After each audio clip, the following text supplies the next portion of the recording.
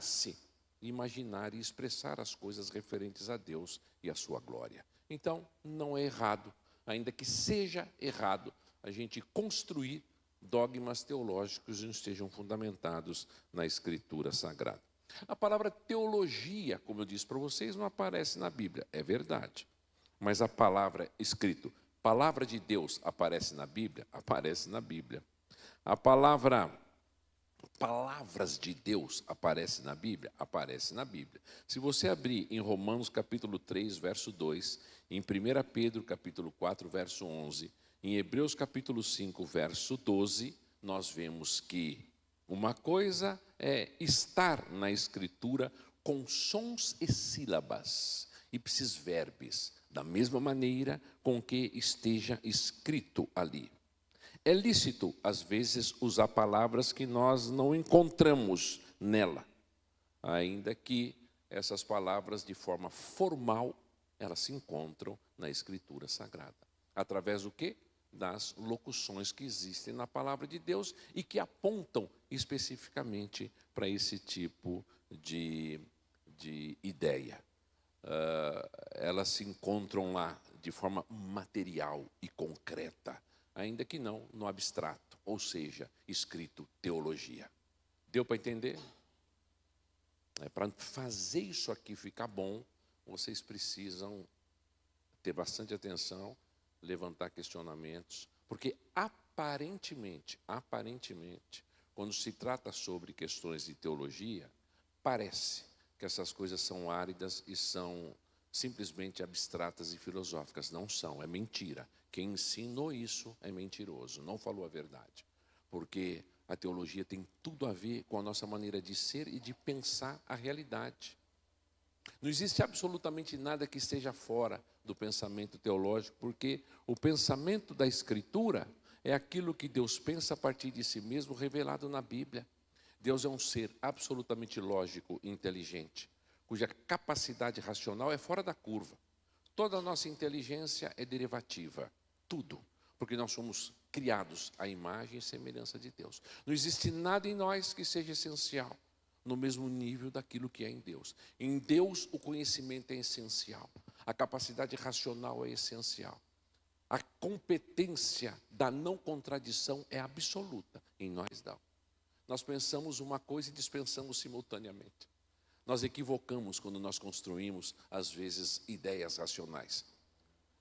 O conhecimento não é essencial em nós, não é, porque todos eles são resultados daquilo que nós somos. Nós somos criados à imagem e semelhança de Deus. Por isso, a pessoalidade é algo presente na nossa vida. Existem outras coisas que fazem parte da criação e que são irracionais, e que não têm habilidade de conhecimento, e que expressam a sua fragilidade em conteúdos de qualquer coisa, no nível da inteligência.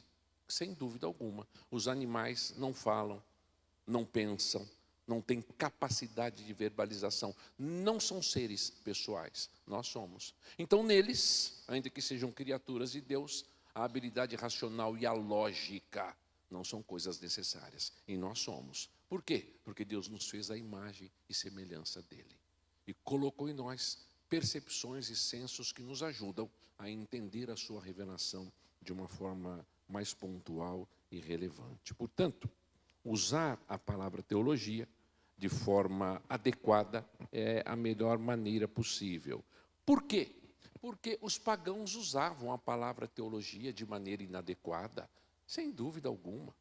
Existem muitas coisas que existem na Escritura e que são mencionadas nela, e que foram usadas pelos pagãos de maneira inadequada, e que, trazendo para dentro do conteúdo da revelação, elas mostram a grandeza de Deus e a glória de Deus, mostrando ao mesmo tempo que tudo que Deus criou foi feito para a glória dele. Satanás não é dono de nada. Nada. A ideia de mundo do santo e do sagrado, quem trouxe à baila foi um homem chamado Tomás de Aquino. E nós mastigamos isso como se fosse verdade. Não existe mundo do sagrado e do não sagrado. Não existe no mundo de natureza e graça. Essas coisas foram bobagens que entraram dentro do nosso contexto, no século XIII especificamente. Mas o mundo é todo de Deus. Todas as coisas que Ele criou para a sua glória. A oliveira é para a glória de Deus. O vinhedo é para a glória de Deus. A figueira é para a glória. Ele é o Criador absoluto de todas as coisas. Portanto, onde a planta dos pés dele pisa é santo, ainda que seja num terreiro de macumba. Ou não? Não existe absolutamente nada, nem 1 milímetro quadrado neste mundo que Deus não diga, é meu. Isto Kuyper já dizia no século XX, no começo. Esta é uma grande realidade. Mas nós, às vezes, somos bombardeados por esse tipo de perspectiva. E nós esquecemos que a teologia é uma palavra de origem grega e que foi transmitida e muitas vezes transferidas das escolas gentílicas para os usos teológicos. Os egípcios tinham os seus vasos, o seu ouro. Lembram disso? Quando o povo de Israel saiu do Egito, o que ele fez? O que ele fez? Tomou posse dos vasos e do ouro do Egito e levou embora. Lembram disso ou não? E das suas vestes. O povo de Israel saiu milionário do Egito, não saiu pobre. Está escrito lá. Nós é que esquecemos, porque nós não lembramos, às vezes, das coisas que tem que lembrar. Nós esquecemos. Eu sei que nós não lembramos, nós nos esquecemos, mas é só para quebrar a formalidade. Ok? Então, quando nós olhamos a coisa dentro dessa perspectiva, quando o povo de Israel sai do Egito, ele leva o ouro, um ouro absolutamente paganizado, um ouro consagrado às divindades e aos deuses egípcios. Eles levam vestes, eles saem ricos. Está escrito na Bíblia, não sou eu que estou falando. Eles ficaram 450 anos na profunda miséria e na profunda tragédia, é verdade. Mas quando eles saíram com inúmeras riquezas de uma cultura absolutamente pagã, dominada por todos os tipos de rastros de malignidade que a gente possa entender. Portanto, a palavra, só estou fazendo uma perspectiva nesse sentido, dando algumas sugestões para vocês, levarem vocês a pensar, tá? Isso aqui, eu vou começar a dar aula hoje e acaba amanhã. Isso aqui é muito pouco. Eu dou uma matéria em 6, 7, eu ensino isso na minha igreja 1 ano e meio. Então, como é que eu dou isso aqui em 3 dias? Mas eu quero dar um vislumbre para vocês exercitarem. Exercitar o quê? Pensar. É isso, é simples. Esse é o meu propósito maior. Então, a palavra igreja. A palavra igreja é uma palavra mundana. Ela era utilizada para quê? Para as assembleias dos gentios, onde os homens se reuniam para tratar de vários assuntos. A palavra igreja é trazida para o nosso contexto como uma assembleia santa, onde nós nos reunimos para adorar a Deus. Vocês sabem disso. A mesma coisa acontece com o quê? Com a palavra teologia. Então, não se escandalize, porque ainda que ela não esteja na Bíblia, os seus correlatos estão. As palavras de Deus, a palavra de Deus. Isso, então, é teologia.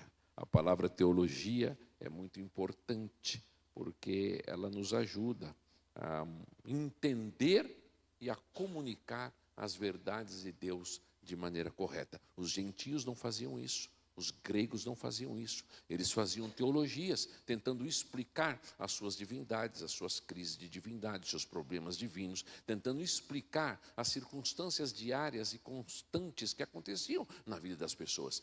Ela é trazida para o nosso contexto e nós procuramos comunicar as verdades de Deus, a palavra de Deus, os conceitos de Deus de maneira correta a partir da sua revelação. Esse é o ponto, essa é a grande diferença, ok?